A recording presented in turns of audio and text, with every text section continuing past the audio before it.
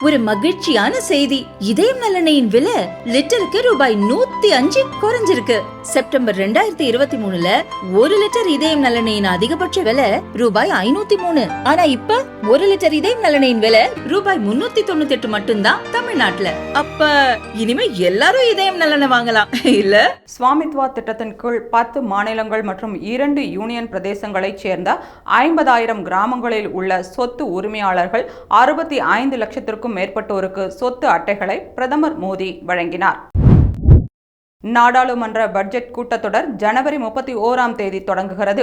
மத்திய பட்ஜெட் பிப்ரவரி 1ஆம் தேதி தாக்கல் செய்யப்படுகிறது. பிரதமரின் கிசான் சம்படா திட்டத்தின் கீழ் 31,830 கோடி ரூபாய் மதிப்பிலான 1,646 உணவு பதப்படுத்துதல் திட்டங்களுக்கு ஒப்புதல் வழங்கப்பட்டுள்ளது. மத்திய நிதியமைச்சகம் அறிவிப்பு. மதச்சார்பின்மை பாதுகாப்பு என்ற பெயரில் வழிபாட்டு தலங்கள் சட்டத்திற்கு எதிரான மனுக்களை தள்ளுபடி செய்ய வேண்டும் என்று உச்சநீதிமன்றத்தை காங்கிரஸ் வலியுறுத்தி இருப்பது இந்துக்களுக்கு எதிரான வெளிப்படையான போர். பாஜக தகவல் தொழில்நுட்ப பிரிவு தலைவர் அமித் மால்வியா எக்ஸ் தளத்தில் பதிவு. கட்சிக்கு உள்ளும் வெளியிலும் தேஜஸ்வி யாதவின் செல்வாக்கு அதிகரித்து வருவதால் ராஷ்டிரிய ஜனதா தளத்தின் தலைவராக தேஜஸ்வி யாதவ் தேர்ந்தெடுக்கப்பட்டதாக ராஷ்டிரிய ஜனதா தளம் அறிவிப்பு. ஆயுஷ்மான் பாரத் திட்டம் நாட்டின் மிகப்பெரிய ஊழல் திட்டம். இப்போதுள்ள மத்திய அரசு மாறிய பிறகு நடத்தப்படும் விசாரணை மூலம் இந்த திட்டம் எவ்வளவு பெரிய மோசடி என்பதை மக்கள் அறிந்து கொள்ள முடியும். ஆம் ஆத்மியின் தேசிய ஒருங்கிணைப்பாளர் அரவிந்த் கெஜ்ரிவால் குற்றச்சாட்டு.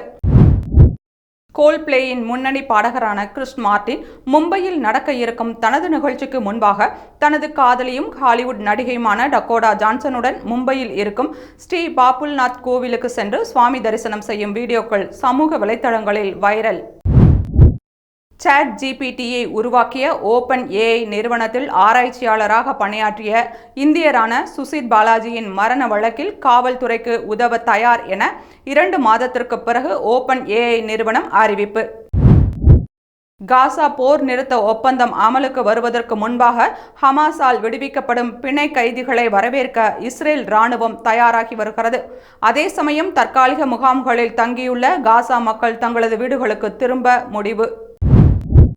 மேற்கு ஆப்பிரிக்காவின் அட்லாண்டிக் கடற்கரையில் படகு கவிழ்ந்ததில் 40க்கும் மேற்பட்ட பாகிஸ்தானியர்கள் உயிரிழந்துள்ளதாக அஞ்சப்படுகிறது. ஐரோப்பாவில் குடியேறும் நோக்கில் அவர்கள் அழைத்துச் செல்லப்பட்டதாக தகவல். கூடங்குளம் அணு மின் நிலையத்திற்கு 6வது அணு உலையை ரஷ்யா அனுப்பியது. சுமார் 320 டன் எடையுள்ள இந்த அணு உலையை ரஷ்யா அணுசக்தி கழகமான ரொசட்டாம் ஸ்டேட் நியூக்ளியர் எனர்ஜி கார்ப்பரேஷன் தயாரித்து வழங்கியுள்ளது. பொங்கலில் இருந்து விவசாயிகளிடம் இருந்து தேங்காய் கிலோ 58 ரூபாய்க்கு கொள்முதல் செய்யப்பட்டது. தேங்காய் விலை கடந்த ஆண்டு இருந்ததை விட இரட்டிப்பாக உயர்ந்ததால் விவசாயிகள் மகிழ்ச்சி. ஒரு நிறுவனத்தில் இருந்து வேறொரு நிறுவனத்திற்கு மாறுபவர்கள் தங்கள் இபிஎஃப் கணக்கை தாங்களே மாற்றிக்கொள்வதற்கான நடவடிக்கைகளை ஊழியர் வருங்கால வைப்பு நிதி அமைப்பு எடுத்துள்ளது. அமெரிக்க டாலருக்கு நிகரான ரூபாய் மதிப்பு கடுமையாக வீழ்ச்சி கண்டு வரும் நிலையில் டாலர் மதிப்பு உயர்வு பல பின்விளைவுகளை ஏற்படுத்தும் என முன்னாள் மத்திய நிதியமைச்சர் ப. சிதம்பரம் கவலை. அறநிலையத்துறையின் மோசமான நிர்வாகத்தால் தமிழகத்தில் உள்ள கோவில்களுக்கு ஆண்டுக்கு 5,900 கோடி ரூபாய் வரை இழப்பு. கோவில் நிர்வாகத்தை நேர்மையான அறங்காவலர்களின் கையில் ஒப்படைக்க வேண்டும். ஆலய வழிபடுவோர் சங்கம் வலியுறுத்தல். தாவேகா தலைவர் விஜய் மீது வைக்கும் நம்பிக்கையை ராகுல் மீது வையுங்கள். தமிழக காங்கிரஸ் தலைவர் செல்வ பெருந்தகைக்கு அண்ணாமலை அறிவுரை. 2026ஆம் ஆண்டு கண்டிப்பாக அதிமுக ஆட்சி. திமுக ஆட்சி முடிவுக்கு வர இன்னும் 13 அமாவாசைதான். எடப்பாடி பழனிசாமி நம்பிக்கை. சிறைவாசிகள் போலீஸ் ஃபக்ருதீன், இஸ்மாயில், பிலால், மாலிக் உள்ளிட்ட சகோதரர்கள் புழல் சிறையில் சிறை அதிகாரிகளால் தாக்குதலுக்கு உள்ளாக்கப்பட்டதை கண்டித்து சென்னையில் ஜனவரி 24ஆம் தேதி மனிதநேய மக்கள் கட்சி சார்பாக ஆர்ப்பாட்டம். தமிழக அரசு மருத்துவமனைகளில் சிடி மற்றும் எம்ஆர்ஐ ஸ்கேன் கட்டணம் மூலம் தமிழ்நாடு மருத்துவ சேவை கழகத்திற்கு 2019-20 நிதியாண்டில் 72 கோடி ரூபாய் வருவாய் கிடைத்த நிலையில் கடந்த ஒரே நிதியாண்டில் மட்டும் 139 கோடி ரூபாயாக அதிகரிப்பு. பெரியார் சமூக இழிவுகளை எதிர்த்து வெற்றி கண்டார். இன்றும் சமூக இழிவுகளை எதிர்ப்பதுதான் பெரியார் கொள்கை. ஈரோடு இடைத்தேர்தலில் பெரியாரை சீமான் விமர்சித்து வாக்குகளை கேட்டால் அவருக்கு தெரியும். முன்னாள் மத்திய அமைச்சர் ப. சிதம்பரம் பதிலடி. சென்னையை தொடர்ந்து சேலம், மதுரை, நெல்லை, காஞ்சிபுரம், கோவை உள்ளிட்ட 8 நகரங்களில் சங்கமம் நம்ம ஊரு திருவிழா நடத்தப்பட உள்ளதாக தமிழக அரசு தகவல். வங்கதேசத்தில் கடந்த ஆண்டு ஆகஸ்ட் 5ஆம் தேதி நடைபெற்ற மாணவர் புரட்சியின் போது தன்னையும் தனது சகோதரி ரெஹானாவையும் கொல்ல சதி நடந்தது. 20 முதல் 25 நிமிட இடைவெளியில் உயிர் பிழைத்ததாக வங்கதேச முன்னாள் பிரதமர் ஷேக் ஹசீனா தெரிவித்தார். பொங்கல் பரிசு தொகுப்பு வழங்கும் பணி வரும் 25ஆம் தேதி வரை நீட்டிப்பு. கூட்டுறவுத்துறை அமைச்சர் KR பெரியகருப்பன் அறிவிப்பு. அரசு உதவி பெறும் பள்ளி ஆசிரியர்கள், ஊழியர்களுக்கு சம்பள பட்டுவாடாவில் தாமதம் ஏற்படுவதை தவிர்க்க பள்ளி நிர்வாகிகளின் டிஜிட்டல் கையொப்பத்தை பயன்படுத்த முடிவு.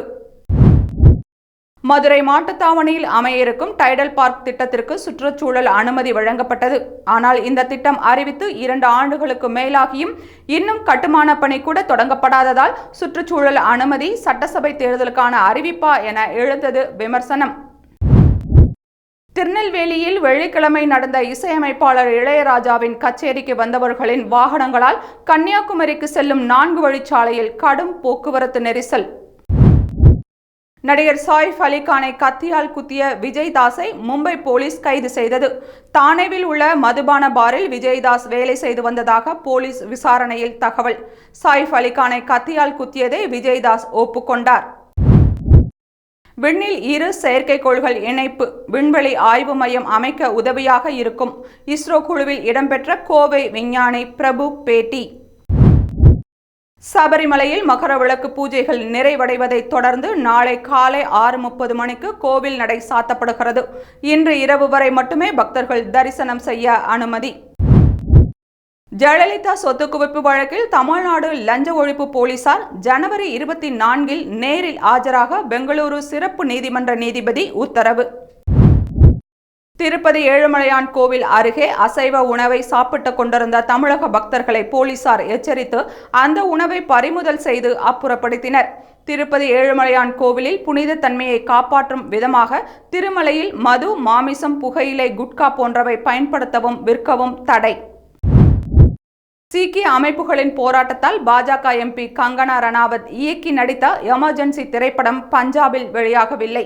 படத்திற்கு தடை விதிக்க வேண்டும் என்று ஷிரோமணி குருத்வாரா பர்பந்த் கமிட்டி மற்றும் பிற சீக்கிய அமைப்புகள் பஞ்சாப் முழுவதும் திரையரங்குகளுக்கு வெளியே போராட்டங்களை நடத்தின.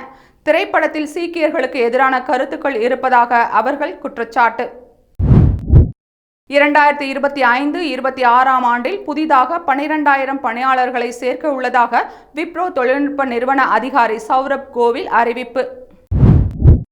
மே மாதத்தில் கிளாம்பாக்கம் ரயில் நிலையம் பயன்பாட்டுக்கு வரும். ஏற்கனவே ஒரு நடைமேடை கட்டி முடிக்கப்பட்ட நிலையில் எஞ்சிய 2 நடைமேடைகள் கட்டுமான பணிகள் விரைவில் முடிவடைய உள்ளது. வண்டலூர் கூடுவாஞ்சேரி இடையே 20 கோடியில் கிளாம்பாக்கத்தில் ரயில் நிலையம் அமைக்கப்பட்டு வருகிறது.